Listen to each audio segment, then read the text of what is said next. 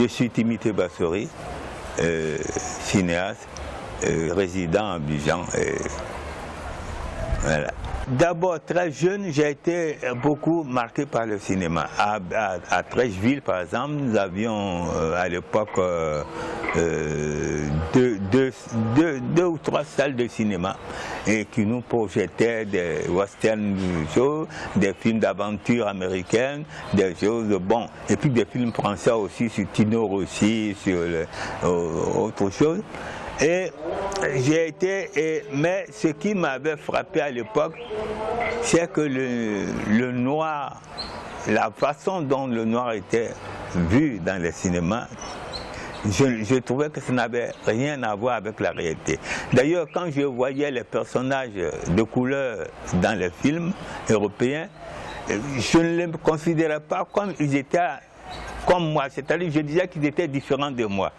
Tellement je trouvais la disproportion grande.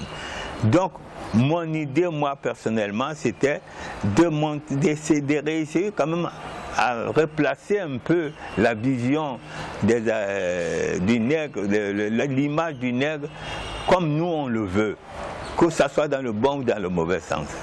J'ai commencé d'abord par le théâtre.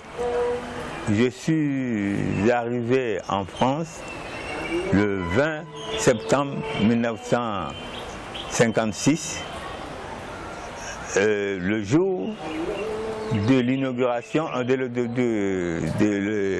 le jour de l'ouverture du premier congrès des écrivains et artistes noirs par présence africaine à Paris. Donc je suis arrivé le 21 à Paris et des amis m'ont conduit à la Sorbonne où se tenaient les assises de cet événement, où j'ai eu la chance de rencontrer des amis. Nous sommes la première promotion d'hommes de couleur dans cette école qui préparait uniquement des étudiants pour le Conservatoire national français. Notre but n'était pas de rentrer au conservatoire, mais d'acquérir les techniques, la gestuelle du cinéma français, du cinéma classique français. Et c'est de là qu'est parti que nous avons créé la troupe Les Griots du théâtre. J'ai travaillé à la télévision quand j'ai fait des courts-métrages, comme les reportages sur les anniversaires de notre indépendance, des films de sensibilisation sur l'agriculture, par exemple Le Feu de Brousse, ou la santé ou d'autres choses. J'ai fait aussi des courts-métrages sur la ville d'Abidjan, sur la ville de Benjerville, et sur la ville de Kong.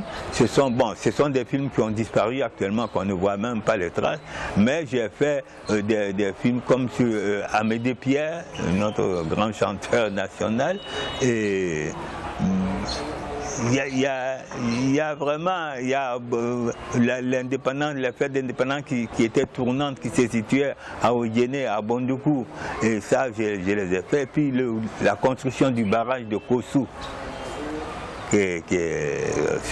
bon, ce sont des documentaires que j'ai fait, mais vraiment j'en avais une flopée que... C'est-à-dire, bon, c'est d'abord j'ai été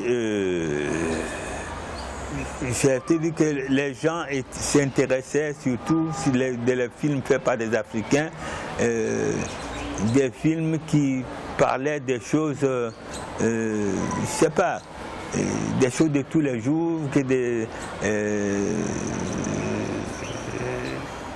la polygamie, les traditions, les trucs comme ça.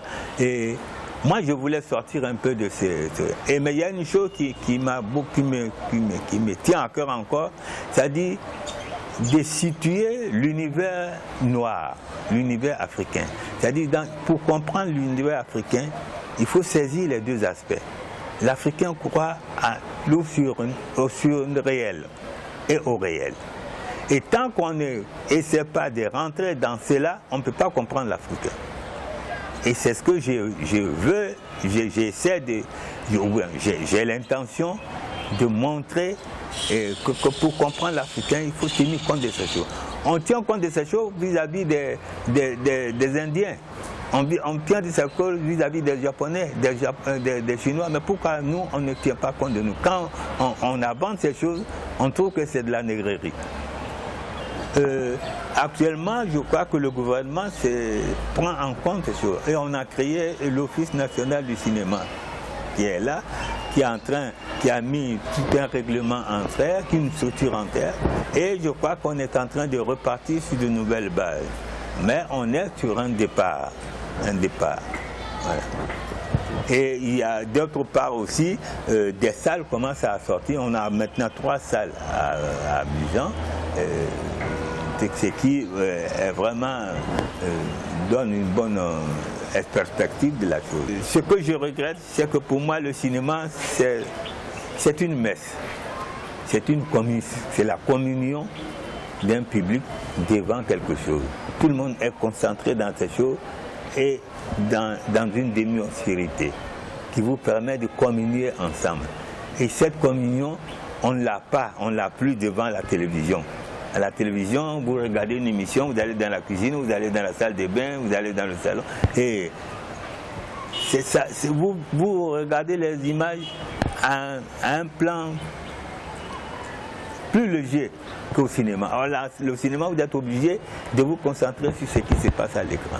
C'est la seule chose que je regrette et que je pense qu'on y viendra parce que je ne comprends pas que en Europe où la télévision est beaucoup plus florissante qu'ailleurs, mais il y a encore le cinéma qui marche, des salles qui marchent. Donc pourquoi pas chez nous?